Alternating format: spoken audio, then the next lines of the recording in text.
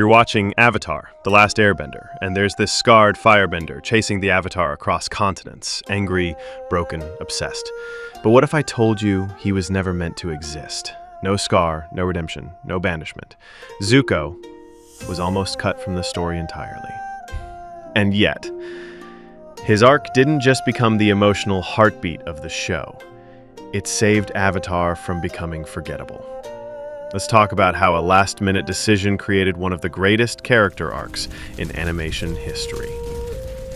Back in 2003, Avatar was still just a bold idea on paper. Brian Konietzko and Michael Dante DiMartino had a vision.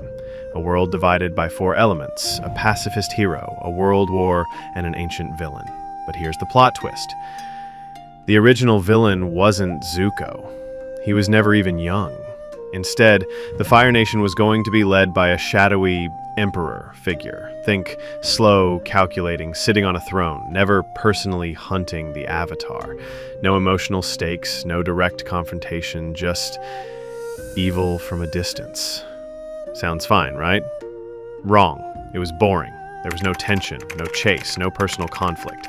And in that creative pressure cooker, Zuko was born. A scarred prince, exiled and desperate to restore his honor. A villain who wasn't evil, just lost. And most importantly, a boy who could change. Let's be clear, Zuko was never meant to be loved. From episode 1, he's yelling, storming into rooms, breathing fire and rage. Compared to Sokka's sarcasm, Katara's empathy, and Aang's innocence, Zuko was a storm.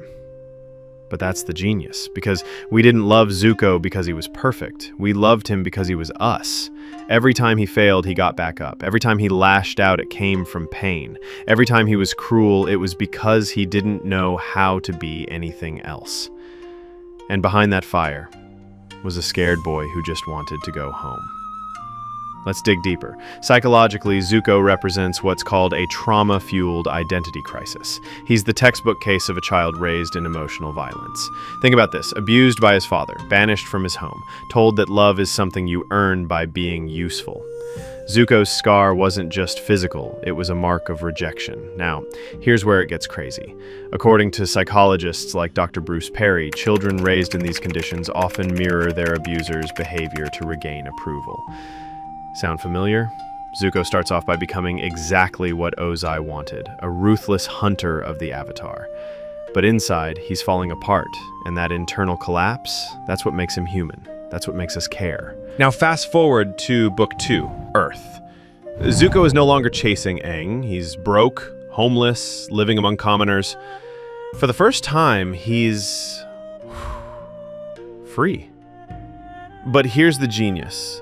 He doesn't know what to do with that freedom. He's like a prisoner who forgot how to live without chains.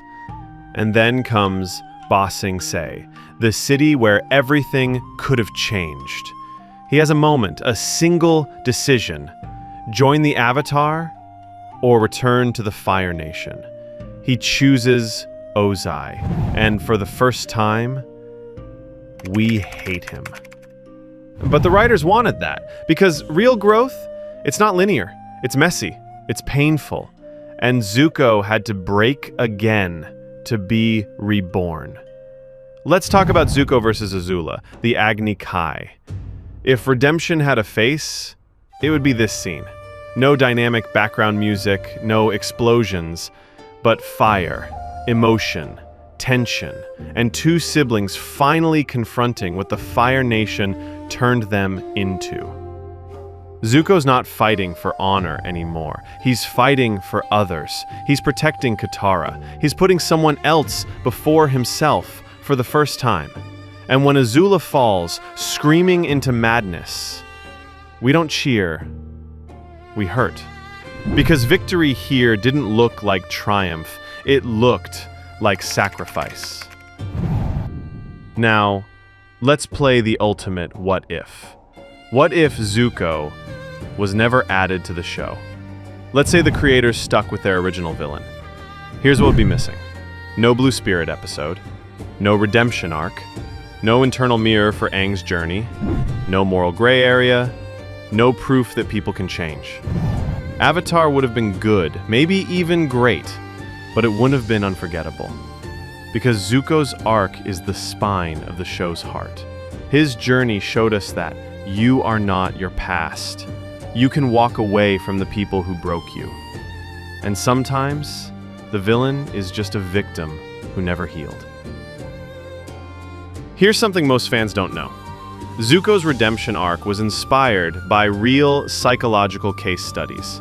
Brian and Mike were obsessed with understanding how trauma shapes identity. They even consulted child development psychology to make sure Zuko's transformation felt authentic. And get this, in early drafts, Zuko wasn't even scarred.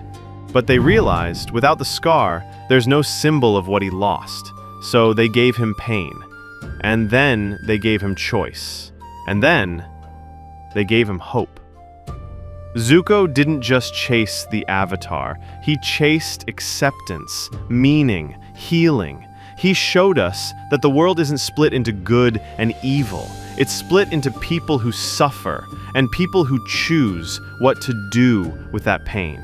He taught us that forgiveness is harder than revenge, that walking away from power takes more strength than claiming it, that being broken doesn't mean being beyond repair. So next time someone says Avatar is just a kid's show, tell them about the prince who lost everything, who failed 100 times, who chose love over legacy. And remind them, sometimes the side character becomes the soul of the story.